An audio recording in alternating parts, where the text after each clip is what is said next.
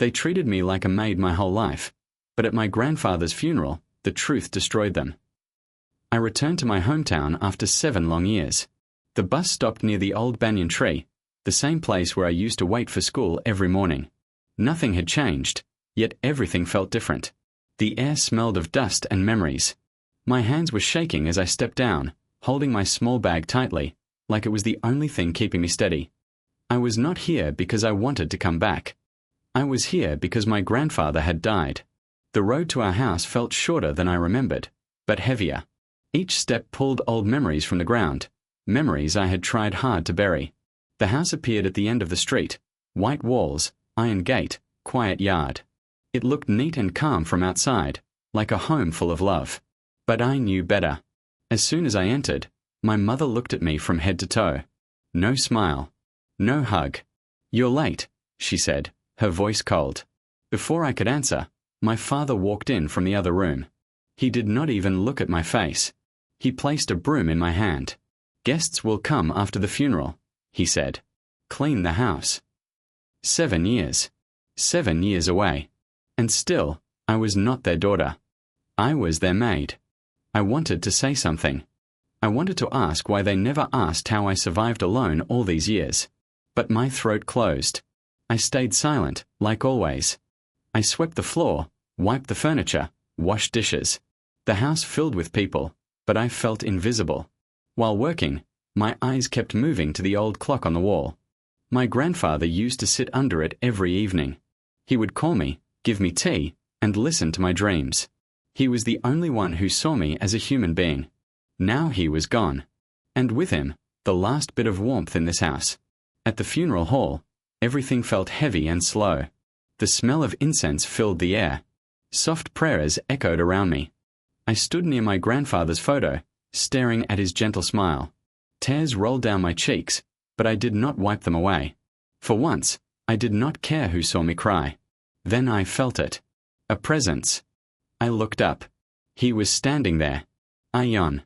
Time stopped. He looked older, taller, his face sharper, but his eyes were the same. Deep. Kind. Full of things left unsaid.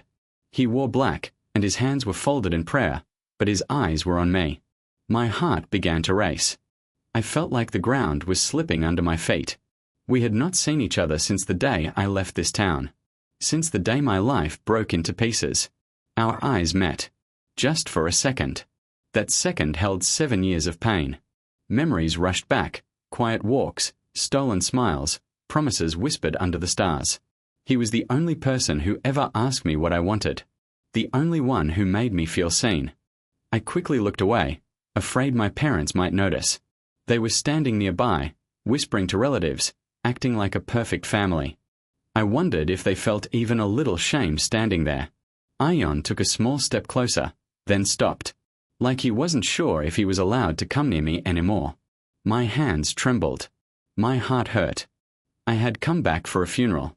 But fate had brought me face to face with the past I never healed from. And I knew, deep inside, this visit was going to change everything. After the prayers ended, people slowly began to leave the hall.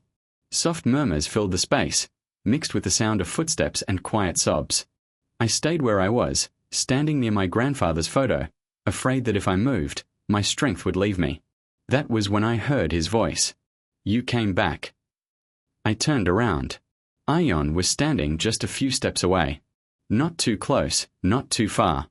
His voice was low, careful, as if he was afraid to break something fragile. "I had to," I said. "For Dada." He nodded. His eyes moved to the photo, then back to my face. "He loved you a lot," he said softly. "Yes," I whispered. "He was the only one." The words slipped out before I could stop them. Ion noticed.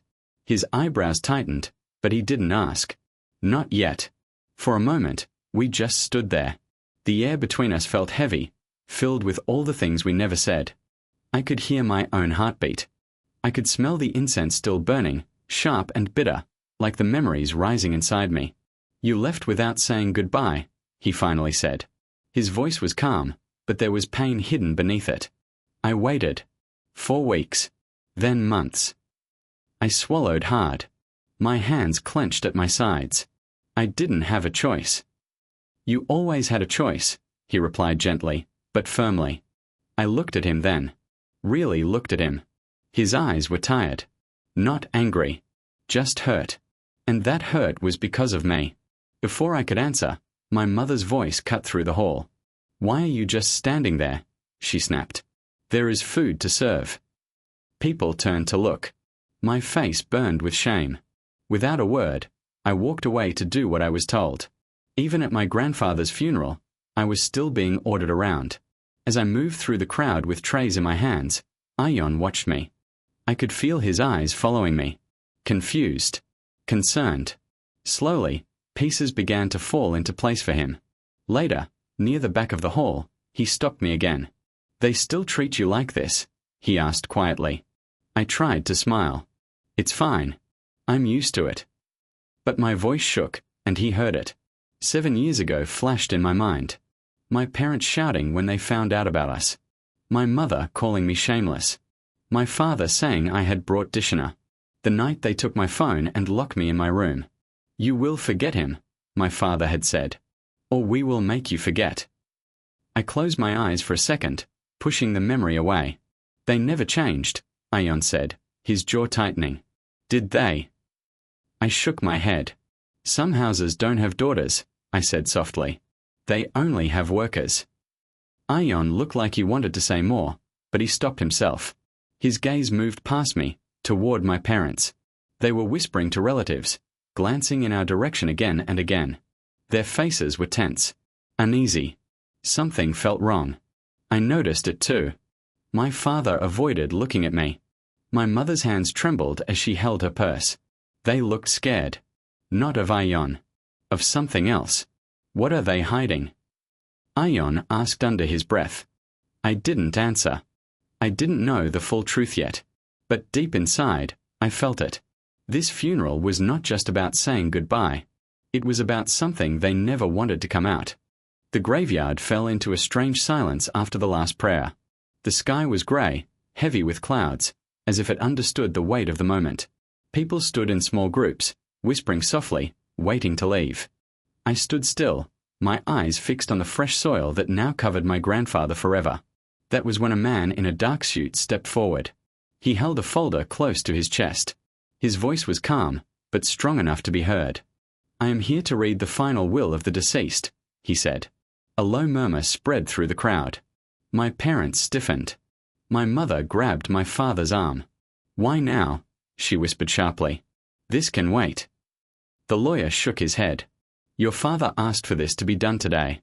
Here. In front of everyone. My heart began to pound. I had no idea what was coming. The lawyer opened the folder and began to read. All property, including the house, land, and savings. My mother inhaled sharply, already smiling. Will be given to my granddaughter. The words echoed like thunder. For a moment, no one breathed. My mother's smile vanished. What? She shouted. That's impossible. My father's face turned white. His lips trembled.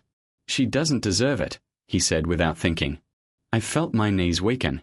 Tears blurred my vision. My grandfather's voice seemed to wrap around me, warm and gentle, like it used to when he told me stories. The lawyer continued, his voice steady. In his words, she was treated like a servant, not a daughter. This is my justice. My mother screamed. This is a lie. She manipulated him. I wanted to scream back, but I didn't. I stayed quiet, strong. Then Ion stepped forward. There is more, he said, his voice shaking, but clear. Everyone turned to him. You took her phone, he continued, looking straight at my parents. You locked her away. You forced her to leave. My father shouted, Enough. But Ion didn't stop. He turned toward me. His eyes were full of pain and love. She didn't leave because she wanted to, he said. She left because she was protecting your honor. My breath caught. And because, he paused, she was pregnant. The world collapsed into silence. My mother staggered back. No, she whispered. No. I felt all eyes on me. My hands were shaking, but my heart felt calm. Free. I had a son, I said quietly, and I raised him alone, without your help, without your love. My father fell to his knees. Why didn't you tell us? I looked at him for the first time in years. Really looked at him. Because you never listened, I said. You only ordered. Tears rolled down my face, but my voice stayed firm. You didn't lose your wealth today. You lost your daughter long ago. I stepped closer to my grandfather's grave. He saw me. He believed in me. He saved me. The lawyer closed the folder. The truth was done.